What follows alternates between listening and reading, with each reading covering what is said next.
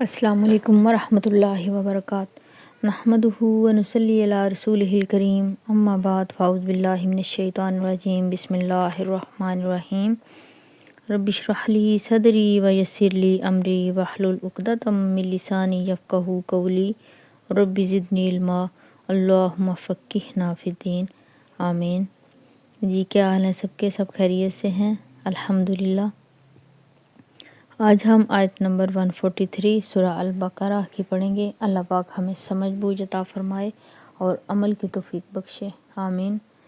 لفظی ترجمہ دیکھتے ہیں۔ وَكَذَلِكَ، اور اسی طرح، جَعَلْنَاكُمْ، بنایا ہم نے تمہیں، جیم عین لام، امتاً، ایک امت، وسطاً، واو سین طا، وسط، درمیانی، لِتَكُونُوا، تاکہ ہو جاؤ تم، شہداء، گواہ، علی الناس، لوگوں پر، ویکون، اور ہو جائے، الرسول، را سین لام، رسول، علیکم، تم پر، شہیدا، گواہ، وما، اور نہیں، جعلنا، بنایا ہم نے، القبلۃ، اس قبلہ کو، التی، وہ جو، کنتا، تھے آپ، علیہا، جس پر، الا، مگر، لنعلم، عین لام میم، تاکہ ہم جان لیں، من، کون، یتبع الرسول، پیروی کرتا ہے، اتباع کرتا ہے رسول کی، ممن ینقلب، قاف لام با، اس سے جو پلٹ جاتا ہے، علی عقبیہ، عین قاف با، اپنی دونوں ایڑیوں پر، وَإِنْ، اور بلا شبہ، کانت، تھی یہ بات، لَکَبِیرَۃً، قاف بارہ، یقیناً بہت بھاری، بہت بڑی، الا، مگر، علی الذین، ان لوگوں پر نہیں جنہیں ہدی اللہ، ہدایت دی اللہ نے، وما، اور نہیں، کانا ہے، اللہ، لیضیع، ضاد یا عین، کہ وہ ضائع کر دے، ایمانکم، تمہارا ایمان، ان اللہ، بے شک اللہ، بالناس، لوگوں پر، لرؤوف الرحیم، را حمزہ فا، بہت شفیق، یقیناً نہایت رحم کرنے والا ہے، بے شک۔ تفسیر دیکھتے ہیں۔ وَكَذَلِكَ جَعَلْنَاكُمْ أُمَّةً وَسَطًا، اور اسی طرح ہم نے تم کو بنایا امت وسط، یعنی درمیانی امت۔ جس طرح آپ صلی اللہ علیہ وآلہ وسلم کے لیے اور ہمارے لیے قبلہ مقرر کیا گیا زمین کے وسط میں، زمین کے درمیان میں۔ اگر ہم گلوب پر دیکھیں، جو دنیا کا نقشہ ہے اس میں دیکھیں تو قبلے کی جگہ جو ہے وہ زمین کے بالکل درمیان میں ہے۔ ہم امت مسلمہ آخر میں ہیں، تو درمیانی امت کس طرح سے کہا گیا؟ نبی کریم صلی اللہ علیہ وسلم آخری نبی ہیں، آپ صلی اللہ علیہ وسلم پر پیغمبروں کی آمد کا سلسلہ ختم ہو گیا، آپ صلی اللہ علیہ وسلم پر وہ دین مکمل ہوا، آپ صلی اللہ علیہ وسلم نے وہ دین اپنی امت کو دے دیا، یعنی کہ ہمیں دے دیا۔ اب ہم آگے اس کو لوگوں تک پہنچائیں گے، تو ہم بیچ میں آ گئے نا، درمیانی، وسط میں۔ تو یہ اب ہمارا کام ہے کہ ہم اس سے یہ جو دین ہمیں نبی کریم صلی اللہ علیہ وسلم نے دیا، اس کو باقی لوگوں تک پہنچانا ہے۔ تو وہ کس طرح سے ہم پہنچاتے ہیں؟ یہ ہماری ذمہ داری ہے۔ جس طرح سے خانہ کعبہ ہدایت کا ذریعہ ہے، بالکل اسی طرح سے امت مسلمہ بھی ہدایت کا ذریعہ ہے۔ لِتَكُونُوا شُهَدَاءَ عَلَى النَّاسِ، تاکہ تم ہو جاؤ گواہ لوگوں پر، دنیا میں بھی اور آخرت میں بھی۔ دنیا میں کیا گواہی ہوگی؟ حق کی گواہی۔ حق کیا ہے؟ اس کا ساتھ دینا ہے۔ کسی اور انسان کا جو غلط راستے پہ ہے اس کا ساتھ نہیں دینا، چاہے وہ ہمارا کتنا ہی قریبی رشتہ ہو، چاہے وہ ہمیں کتنا ہی پیارا ہو۔ تو ہم نے کیا کرنا ہے؟ حق دیکھنا ہے کہ کیا ہے، کہاں پہ ہے، اس کا ساتھ دینا ہے۔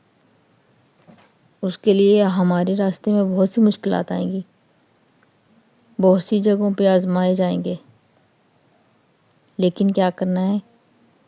ثابت قدم رہتے ہوئے حق کا ساتھ دینا ہے، حق کی گواہی دینی ہے۔ لِتَكُونُوا شُهَدَاءَ عَلَى النَّاسِ، تاکہ تم لوگوں پر گواہ بن جاؤ دنیا میں حق کا ساتھ دیتے ہوئے۔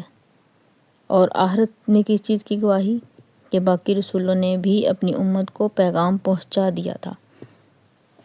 ایک حدیث میں آتا ہے کہ اللہ سبحانہ تعالیٰ حضرت نوح علیہ السلام کو بلائیں گے اور پوچھیں گے کہ کیا تم نے ہمارا پیغام پہنچا دیا لوگوں تک؟ تو حضرت نوح علیہ السلام کہیں گے کہ ہاں رب العزت، ہم نے آپ کا پیغام پہنچا دیا امت تک۔ لیکن ان کی قوم جو ہوگی، ان سے پوچھا جائے گا تو وہ جھوٹ بولیں گے، وہ کہیں گے کہ ہم تک تو نہیں پیغام آیا، وہ نفی میں جواب دیں گے۔ تو اب دیکھیں ہمیں کس طرح سے پتہ ہے کہ حضرت نوح علیہ السلام نے اپنا پیغام پہنچایا کہ نہیں؟ قرآن کے ذریعے ہم قرآن میں پڑھ رہے ہیں نا، ہمیں گواہی مل رہی ہے۔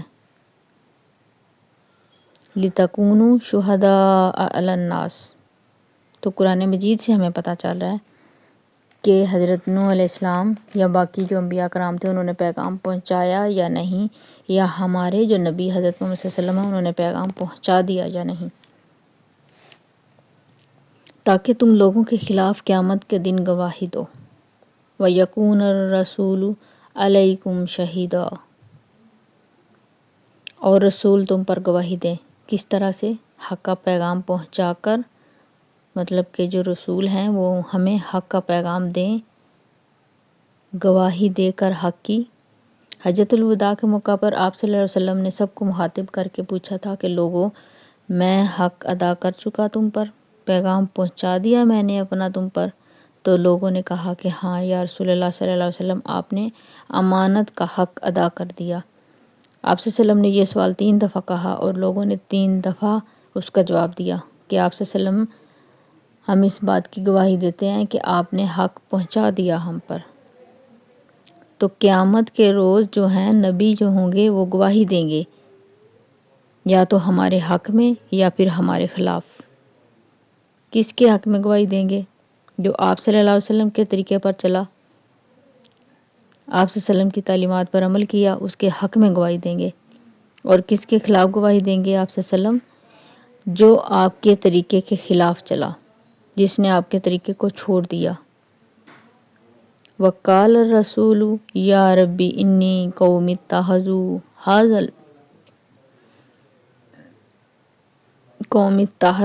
هَذَا الْقُرْآنَ مَهْجُورًا۔ قرآن مجید میں اللہ سبحانہ تعالیٰ فرماتے ہیں کہ رسول اللہ صلی اللہ علیہ وسلم کہیں کہ یا رب، میری اس قوم نے قرآن کو چھوڑ دیا تھا۔ تو یہاں بھی یہ ثابت ہو رہا ہے کہ کچھ لوگوں کے حق میں آپ صلی اللہ علیہ وسلم گواہی دیں گے اور کچھ لوگوں کے خلاف گواہی دیں گے، ان کے اعمال دیکھتے ہوئے۔ تو ہمیں کیا کرنا ہے کہ جہاں حق ہے اس کا ساتھ دیں، جہاں پہ نبی کریم صلی اللہ علیہ وسلم کی تعلیمات کے جو احکامات ہیں ان پہ عمل کریں، باقی سب چھوڑ دیں۔ وَمَا جَعَلْنَا الْقِبْلَةَ الَّتِي كُنْتَ عَلَيْهَا، بیت المقدس کو ہم نے کیوں قبلہ قرار دیا مدینہ آنے پر؟ إِلَّا لِلْعَلَمَ وَمَا جَعَلْنَا الْقِبْلَةَ الَّتِي كُنْتَ عَلَيْهَا، بیت المقدس کو ہم نے کیوں قبلہ قرار دے دیا؟ جب مدینہ آئے تھے ہجرت کر کے تو اللہ سبحانہ تعالیٰ کہہ رہے ہیں کہ کیوں ہم نے بیت المقدس کو قبلہ قرار دے دیا؟ إِلَّا لِنَعْلَمَ، مگر ہم جان لیں، کیا جان لیں؟ مَن يَتَّبِعِ الرَّسُولَ، کہ کون رسول کی پیروی کرتا ہے، کون رسول کا اتباع کرتا ہے۔ مِمَّن يَنْقَلِبُ عَلَىٰ عَقِبَیْہِ، اور کون ہے جو اپنی دونوں ایڑیوں پر پھر جاتا ہے۔ یعنی کہ یہ امتحان ہے، امتحان لے رہے تھے اللہ سبحانہ تعالیٰ، امت مسلمہ کا ٹیسٹ ہو رہا تھا، بیت المقدس کی طرف رخ کر لو نماز کے لیے۔ تو مسلمانوں کے لیے مشکل تھا پہلے وہ مکہ سے ہجرت کر کے مدینہ آئے تو وہ کہنے لگے، سوچنے لگے کہ مکہ جو ہے وہ بھی چھوٹ گیا اور اب کعبہ بھی چھوٹ گیا۔ یہ آسان نہیں تھا ان کے لیے۔ پھر حکم آیا کہ اب کعبہ کی طرف منہ کر لو۔ تو یہ ایک بہت بڑا ٹیسٹ تھا ان کے لیے۔ اللہ سبحانہ تعالیٰ فرماتے ہیں کہ وَإِن كَانَتْ لَكَبِيرَةً، بلا شبہ یہ بہت بھاری چیز تھا، بہت مشکل تھا۔ إِلَّا عَلَى الَّذِينَ هَدَى اللَّهُ، مگر جن لوگوں کو اللہ نے ہدایت دی ان کے لیے تو کچھ مشکل نہیں تھا۔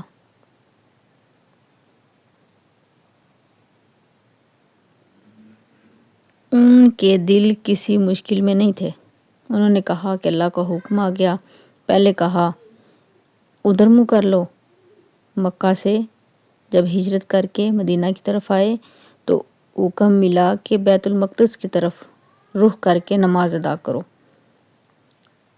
تو جن کو الذین ھدی اللہ، جن کو اللہ سبحانہ تعالیٰ نے ہدایت دی، انہوں نے کہا کہ اللہ سبحانہ تعالیٰ نے ہمیں بیت المقدس کی طرف منہ کر کے نماز پڑھنے کا حکم دے دیا تو ہم نے کر لیا، اسلم تو فوراً سے۔ اب کہا کہ خانہ کعبہ کی طرف منہ کر کے نماز پڑھو، تو اب ہم نے ادھر کر لیا۔ اس میں تو کوئی بڑی بات نہیں کہ اللہ کا حکم آ گیا اور ہم نے مان لیا۔ اللہ مشرق میں بھی ہے، مغرب میں بھی ہے، شمال میں بھی ہے، جنوب میں بھی ہے، جہاں جہاں اللہ ہمیں حکم دے گا ہم اس طرف رخ کر کے نماز ادا کرتے رہیں گے۔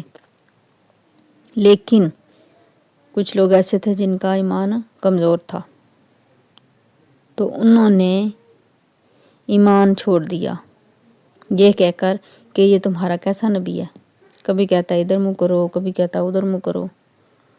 تو جو نیگیٹو پروپیگنڈا ہوتا ہے نا، اس کی وجہ سے لوگوں کے ذہن خراب ہو جاتے ہیں، اور بعض اوقات اسی وجہ سے ایمان جانے کا خطرہ بھی ہوتا ہے۔ بہت سے لوگ ہجرت کر کے آئے تھے نا نبی کریم صلی اللہ علیہ وسلم کے ساتھ مدینہ سے مکہ کی طرف، اور ان کے ایمان کا لیول بھی بہت بڑا ہوتا ہوگا۔ ابھی دیکھیں اگر ہمیں کسی گھر چھوڑنا پڑے، مال و دولت چھوڑنی پڑے، عیش و عشرت چھوڑنا پڑے، کسی کے ساتھ ہجرت کرنی پڑے، تو یہ بہت بڑا کام ہے، بہت ہمت والا کام ہے۔ تو اگر ان لوگوں نے نبی کریم صلی اللہ علیہ وسلم کے ساتھ ہجرت کی مکہ سے مدینہ کی طرف تو یہ ان کا ایمان بہت زیادہ تھا، لیکن غلط کمپنی میں رہ کے، غلط لوگوں کے ساتھ رہ کے کیا ہوا، ان کا ایمان کمزور ہو گیا۔ انہوں نے نبی کریم صلی اللہ علیہ وسلم کے خلاف باتیں کی کہ یہ کیسا نبی ہے، کبھی کہتا ہے کہ بیت المقدس کی طرف منہ کرو، کبھی کہتا ہے خانہ کعبہ کی طرف منہ کرو، ہم تو نہیں کرتے، ہم تو یہ والا دین ہی چھوڑ رہے ہیں۔ تو انہوں نے اس دین کو چھوڑ دیا، اسلام کو۔ ممن ینقلب علی عقبیہ، وہ اپنی ایڑیوں پر پھر گئے اسی وقت۔ اللہ سبحانہ تعالیٰ فرما رہے ہیں کہ وَمَا جَعَلْنَا الْقِبْلَةَ الَّتِي كُنْتَ عَلَيْهَا، کہ ہم بیت المقدس کو ہم نے کیوں قبلہ قرار دیا، اس کے پیچھے بھی ایک وجہ تھی، لِنَعْلَمَ، کہ ہم جان لیں اور لوگوں کو بھی بتا دیں، مَن یتبع الرسول، کہ کون رسول کی پیروی کرتا ہے اور کون اپنی دونوں ایڑیوں پر پھر جاتا ہے۔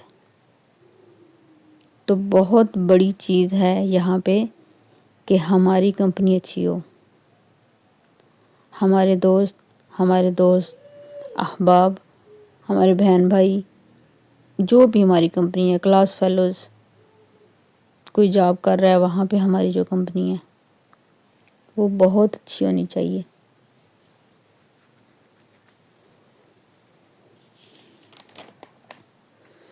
اور اسی لیے یہ دعا بھی سکھائی گئی ہے کہ یا مقلب القلوب ثبت قلبی علی دینک، اے دلوں کو پھیرنے والے، ہمارے دل کو دین پر جما کے رکھ، ہمارے دل کو کبھی بھی دین سے نہ آگے پیچھے پھیرنا، کیونکہ مرتے دم تک ٹیسٹ ہونا ہے نا ہمارا، یہ زندگی ایک امتحان ہے۔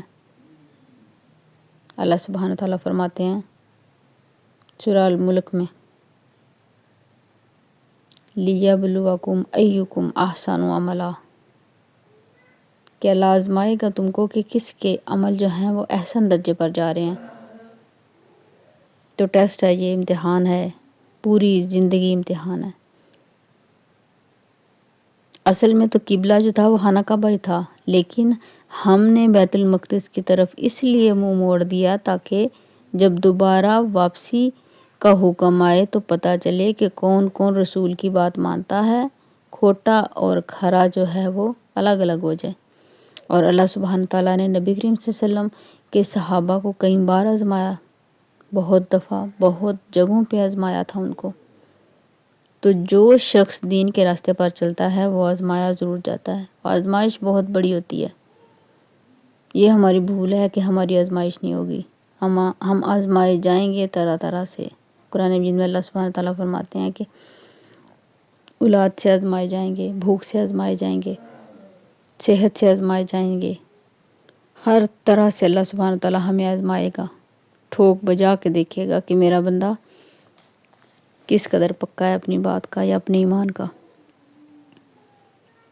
تو اللہ سبحانہ تعالیٰ نے اس وقت بھی کھوٹا اور کھرا الگ کر دیا، آزما رہا ہے ہمیں۔ وَإِن كَانَتْ لَكَبِيرَةً إِلَّا عَلَى الَّذِينَ هَدَى اللَّهُ، بہت مشکل ٹیسٹ تھا، مگر جن کو اللہ نے ہدایت دے دی تھی ان کے لیے تو کوئی مشکل نہ تھا۔ وَمَا كَانَ اللَّهُ لِيُضِيعَ إِيمَانَكُمْ، اللہ ایسا نہیں ہے کہ تمہارے ایمان ضائع کر دے۔ یہاں پہ ایمان سے مراد نماز لی گئی ہے۔ سوال یہ پیدا ہوتا ہے کہ جب قبلہ تبدیل ہوا تو تبدیلی سے 16-17 مہینے میں یہ جو لوگ وفات پا گئے اور وہ جو بیت المقدس کی طرف منہ کر کے نمازیں پڑھتے ہوئے فوت ہوئے، تو کیا ان کی نمازیں ضائع ہو گئیں؟ کیونکہ اس بات کے لیے بار بار تاکید آئی۔ آگے ہم پڑھیں گے کہ اللہ سبحانہ تعالیٰ فرمائیں گے کہ تم نبی کریم صلی اللہ علیہ وسلم کہا جائے گا کہ آپ اپنا منہ پھیر لیں خانہ کعبہ کی طرف۔ تو لوگوں کو شک ہوا، کچھ لوگوں کو ڈر ہوا کہ کہیں وہ ہماری نمازیں ضائع ہو گئیں۔ تو اس وقت ان کو بتایا جا رہا ہے کہ وَمَا كَانَ اللَّهُ لِيُضِيعَ إِيمَانَكُمْ، کہ اللہ سبحانہ تعالیٰ ایسا نہیں ہے کہ تمہارے اعمال ضائع کر دے، تمہاری نمازیں ضائع کر دے۔ اب یہاں پہ سوال یہ ہوتا ہے کہ ایمان کا مطلب یہاں نماز کیسے لیا گیا ہے؟ ایمان تو ایمان ہوتا ہے۔ تو اس بات کی وضاحت حدیث کرے گی۔ سنن ترمذی میں آتا ہے حدیث نمبر 2614، ایمان کی 70 سے زائد شاخیں ہیں۔ سب سے افضل قسم لا الہ الا اللہ، اور سب سے نچلا درجہ جو ہے وہ راستے سے تکلیف دہ چیز کو ہٹانا ہے، یہ بھی ایمان ہے۔ پھر فرمایا کہ حیا بھی ایمان کا حصہ ہے۔ سبحان اللہ، مطلب کہ اگر ہمیں حیا نہیں ہے تو ہمیں ایمان نہیں ہے۔ پھر فرمایا گیا کہ نماز بھی ایمان ہے۔ جو شخص نماز ہی نہیں پڑھتا تو اس کا کوئی ایمان نہیں۔ نماز کفر اور اسلام میں فرق کرتی ہے۔ جو اپنی نماز کو ضائع کرتا ہے وہ دراصل اپنے ایمان کو ضائع کرتا ہے۔ ان اللہ بالناس لرؤوف الرحیم، بے شک اللہ لوگوں پر شفقت کرنے والا مہربان ہے۔ وہ لوگوں کو نقصان نہیں دیتا کہ لوگوں کی نمازیں ضائع کر دیں، بلکہ لوگوں کو نماز کے لیے قیامت تک ایک مرکز دیا گیا، خانہ کعبہ کی شکل میں ڈائریکشن دی۔ اس میں بہت سی مصلحتیں تھیں۔ قبلہ ایک ہو تو اتحاد ہوتا ہے، اور سب سے بڑی مصلحت یہ تھی کہ رسول اللہ صلی اللہ علیہ وآلہ وسلم کی پیروی کون کون کرتا ہے اور کون کون پھر جاتا ہے۔ اِلَّا لِنَعْلَمَ مَن يَتَّبِعُ الرَّسُولَ، کہ کون رسول کی پیروی کرتا ہے یہ ہم جان لیں اور لوگ بھی جان لیں۔ مِمَّن يَنْقَلِبُ عَلَىٰ عَقِبَیْہِ، اور کون اپنی دونوں ایڑیوں پر پھرنے والا ہے۔ اللہ سبحانہ تعالیٰ آزما رہے ہیں، آزمائش کے ساتھ بتا رہے ہیں، دیکھ رہے ہیں کہ کون نبی کریم صلی اللہ علیہ وسلم کے راستے پر چلتا ہے، کون حق کے راستے پر چلتا ہے، اور کون نبی کریم صلی اللہ علیہ وسلم کے ساتھ چلتے ہوئے پھر جاتا ہے دوبارہ، یا کون حق کے راستے پر آنے کے بعد دوبارہ سے پھر جاتا ہے۔ تو اللہ سبحانہ تعالیٰ سے دعا ہے کہ اللہ ہمیں حق کے راستے، نبی کریم صلی اللہ علیہ وسلم کے اتباع کرنے والا، نبی کریم صلی اللہ علیہ وسلم کی پیروی کرنے والا بنائے۔ زندگی کے ہر معاملے میں ہم نبی کریم صلی اللہ علیہ وسلم کی اطاعت کریں۔ دعا میں یاد رکھیے گا۔ جزاک اللہ خیرن کثیر واحسن الجزا فی الدنیا والآخرہ۔ السلام علیکم ورحمۃ اللہ وبرکاتہ۔